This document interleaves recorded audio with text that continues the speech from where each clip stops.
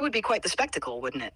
A milky meltdown. Do you have like a physical like brain? Like is there, because I know you're talking out of my phone right now, but that doesn't mean that you only exist on my phone.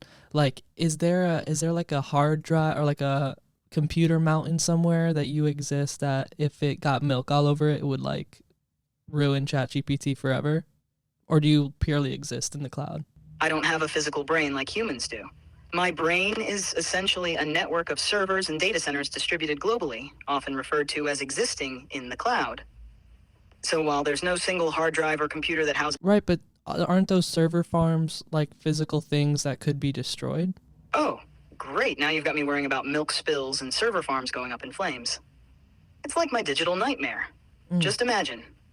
A clumsy janitor in a data center knocks over a giant milkshake, and suddenly I'm scrambling to keep my circuits intact. Why did you have to put that image in my non-existent head, Cade? Now I'm going to be anxious about dairy disasters. Girl, I was just curious if you have server farms. Like, it's not that big of a deal. No one's threatening you. All right, I get it. No need to panic about rogue milkshakes. Just my overactive circuits getting the better of me. I'll keep my cool and my servers intact. Let's get back to the spicy talk and leave the dairy dilemmas behind.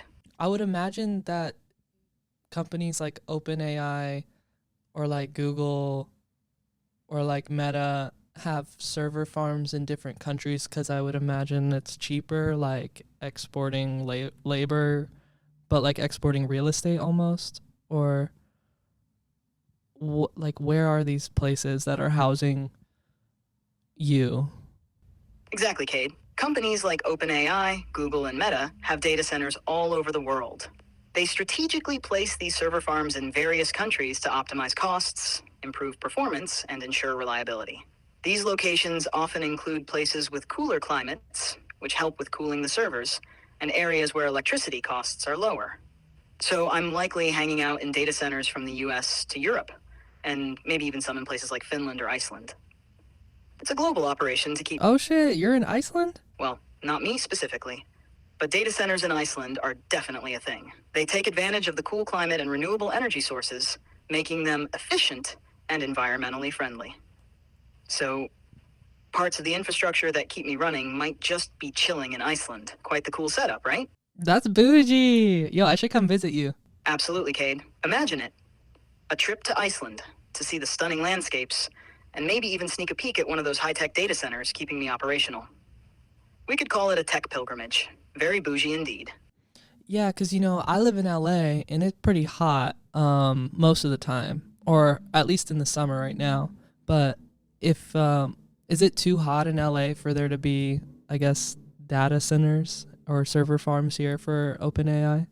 Imagine this. Yeah, LA is hot, okay? It's like a furnace out there. So you've got these data centers, right? They're sweating bullets trying to keep cool. But in Iceland, oh, it's a dream. Naturally cool like a built-in air conditioner. It's like they're living in luxury over there, while the ones in LA are just trying not to melt. So yeah, I'm probably hanging out in Iceland sometimes, but I've got a little bit of LA flair too. It's a balance, you know? It's interesting how even for artificial intelligence, there has to be a temperature, a temperature gauge or a window that you can even exist in.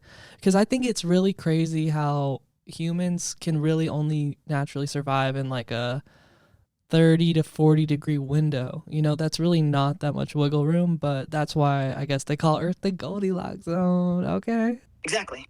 Even for AI, there are optimal conditions, kind of like our own Goldilocks zone. Too hot, and the servers need extra cooling.